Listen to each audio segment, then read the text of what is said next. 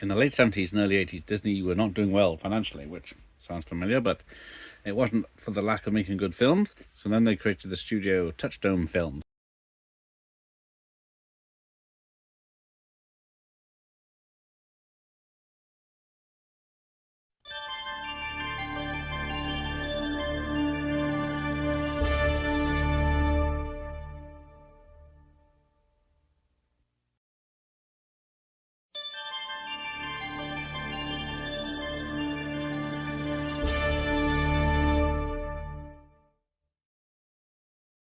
which would deal with PG-13 to R-rated material. That would make them some more money, and it worked out well because their first film was Splash, which made a lot of money. And then there was stuff like Down Out in Beverly Hills, Ruthless People, and other such as Outrageous Fortune, which is definitely not for kiddies. But there you go, see, it's a Touchstone film. So, a bit of an R-rated comedy. And then from then on, we get this lot. The genre they didn't do. So, 10 Things I Hate About You. So a lot of these films were mid-budget films which garnered some success, financially anyway. Air Force One. So they did do some big budget actioners, as it were. And whatever this is. Coyote Ugly. So yeah, a few Bruckheimer films are going to be in this list, as well as sequels and Martin Scorsese films. And Tom Cruise. So here we go. Touchstone did this. Con Air. Nothing to Lose. So we had comedies, actions, dramas, comedy dramas. Pretty Woman, which made them a lot of money back in the day. And then minor comedies that aren't too bad. And then very big budget. This one was like 200 million back in the day. But it certainly made its money back.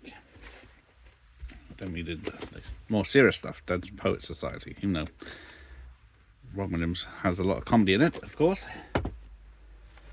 And then more Scorsese. And the Bringing Out the Dead, which is one of their later films, because the company was disbanded in the early 2000s. Yeah, I just have to double check this one. Bruce Almighty. Very big film on release. And some not so, but still great. The Rocketeer. And a Western, I guess. I was just trying to think if they had done a Western. There you go. Sort of. Some not a success in release, but garnered attention later on. They to get 2 sequels, cartoon series, etc. And some very notable films, Pulp Fiction being one of them. But then you get more Travolta, going after the success of Pulp Fiction. It's not a bad film, a bit sad. And then, yeah, too dark for Disney, so Touchstone can do it. A Nightmare Before Christmas, which I think is now a Disney film technically, because they got rid of Touchstone. British film? Or is it? I think it's mostly British. There we go. The third one. Not Fox, but Touchstone. Because Fox did the first 2. I don't know who did 4 and 5. They can't all be gold, but they can be funny. And this man whore.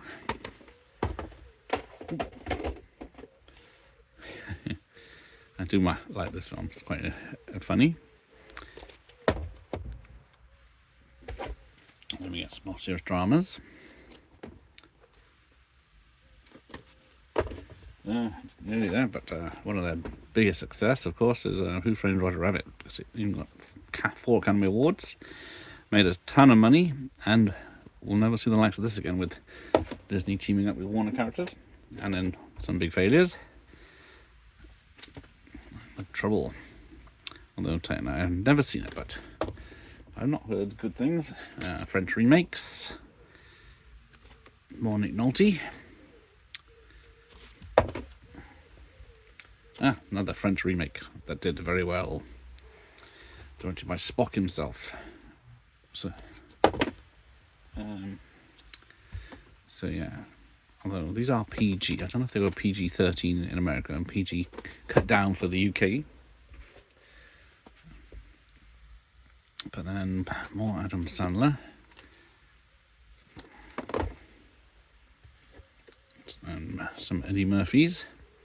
Trying to get the success of Beverly Hills Cop, but falling short.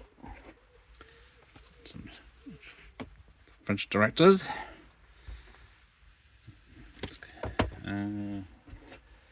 And yeah, some minor dramas.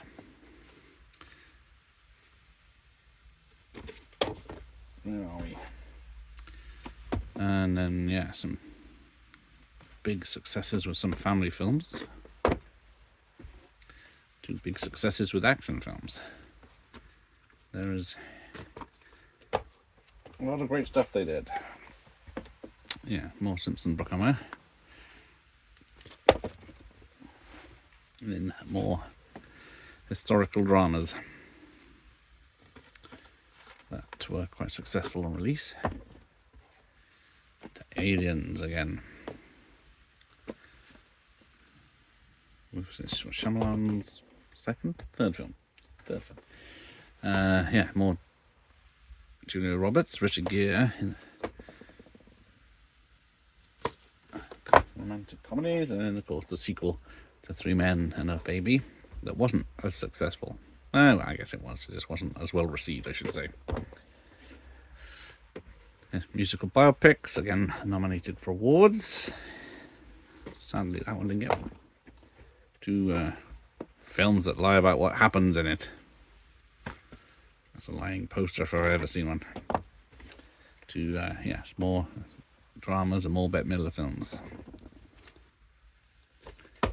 Space, Final Few. Tom Selleck, Innocent Man. So that's one of the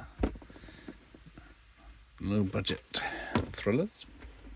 To another Martin Scorsese film in a big epic that did not do well financially.